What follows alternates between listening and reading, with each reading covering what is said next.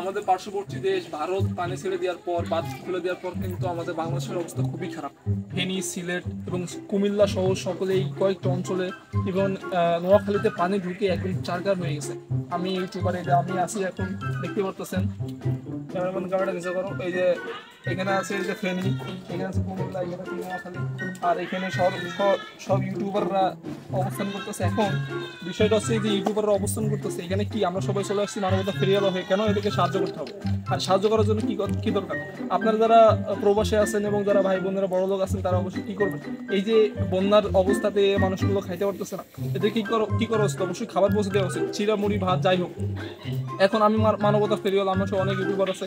এখন আমার কাছে আপনি টাকা পাঠাতেন, এই যে নিচে আছে বিকাশ নাম্বার, নগদ নাম্বার, উপায় নাম্বার, ব্যাংক অ্যাকাউন্ট, আপনি যা পারবেন যেখানে পারবেন সেখানে পাঠিয়ে দেন। আমি কথা দিচ্ছি, আমি অর্ধেক টাকা নিজে হজম করার, অর্ধেক টাকা বিলিয়ে দেবো। আমি অনেক সৎ মানুষ, সমস্যা নেই, কোনো প্রবলেম নাই।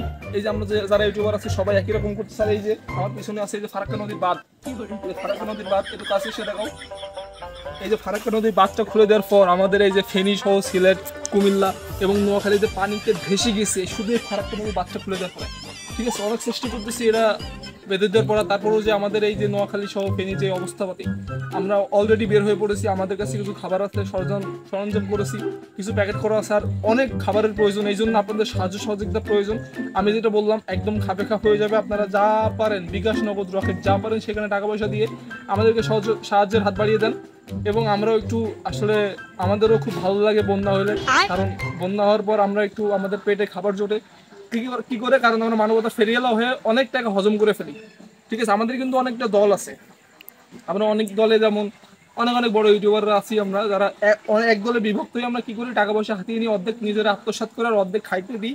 এই আর কি, আমরা দেখাই, তারপরে ভিডিও বানিয়ে আবার পপুলারিটি অর্জন করি, সোশ্যাল মিডিয়া সাইডে দিই যে আমরা এই মানবতা ফেরিয়ালা হয়ে এটা করেছি। তখন কি হয়, আমাদের পপুলারিটি আরও বেড়ে যায়। আমরা নেক্সট বন্যায় আরও সেইভাবে টাকা পয়সা হজম করতে পারি। তো আজকে এ পর্যন্ত আমি খুবই ব্যস্ত আছি, দেখতে পাচ্ছেন লুঙ্গি টুঙ্গি ব্যাট ট্যাট করে সেই অবস্থা। কারণ কি, আমাকে এখন ছাপিয়ে পড়তে হবে কিসে, 54-52 আন্দোলনের মতো সে মানুষকে সাহায্য করতে হবে, টাকা পয়সা পাঠানো। ঠিক আছে, বিকাশ নাম্বার নিচে দিয়ে আছে। ঠিক আছে, তো এখন ভাই খুব ব্যস্ত আছি আমি।